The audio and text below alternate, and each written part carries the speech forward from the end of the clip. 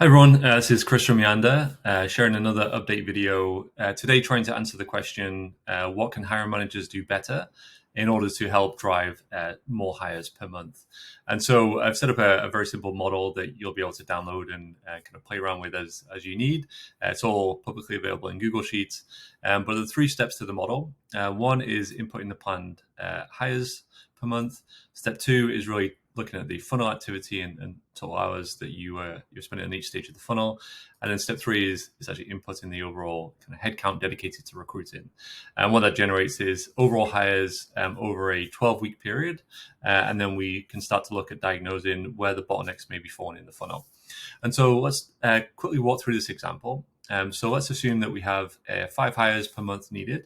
We have a pretty small recruiting team, 2 recruiters, 1 coordinator, supported by 2 hiring managers who are really trying to expand their team.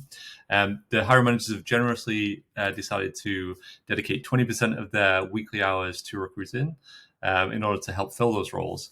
But I think what we'll find pretty quickly is that that's probably not enough for this pretty aggressive target of 5 per month. And so the funnel metrics that I've used here are pretty similar to what we've used in the past as pretty basic benchmarks, and then made some assumptions about how many hours each activity will take depending on the stages of the process. And what you get is the total monthly demand based on the expected number of hires a month that we're targeting, and you can compare that against the actual calculated capacity of what we actually have, and you can get a utilization score here, which is pretty important. You see there's a lot of red here.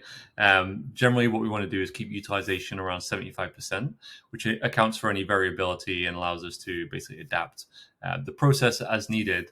But what this actually means is that we don't have enough recruiting capacity. We're probably okay with coordinators, and hiring managers are generally only given about half the amount of time that we need in order to hit the number of hires per month. And so what we can see is we can see the hiring projections after 12 weeks. And so our original planned hires per month was 5, which is where the utilization calculation comes from. But what we can see is rather than the kind of 15 hires that we're expected to get, realistically, we're only going to get 7. When you look back through the funnel, the way that our recruiting team is staffed, we could maybe deliver 10 over that 12-week period. But given the hiring manager backlog, we're actually going to fall short by 3 because of the bottleneck there. So we're actually only going to get 7 hires in that 12-week period, which is obviously much lower than where we would want to be. You can diagnose that a little bit further by looking at the demand forecast here. So you can see we have this kind of big spreadsheet of all different activity that happens.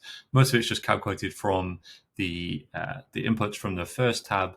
But what you can see here is the actual progress over this 12-week period, where initially the hiring managers are not really used, but as soon as they start hiring, you can see that they very quickly accumulate a huge deficit in the amount of hours that they should have been contributing.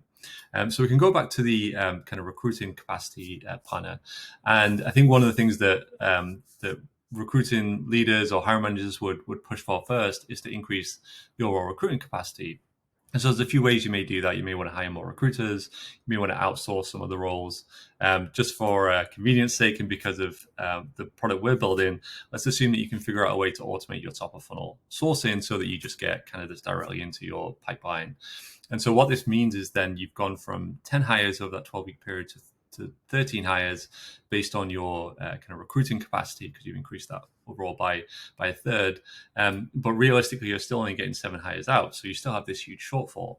And when we diagnose it, we see that the hiring shortfall as a result of the hiring manager backlog has gone up from 3 to 6. So we know now that the backlog is definitely within the hiring managers.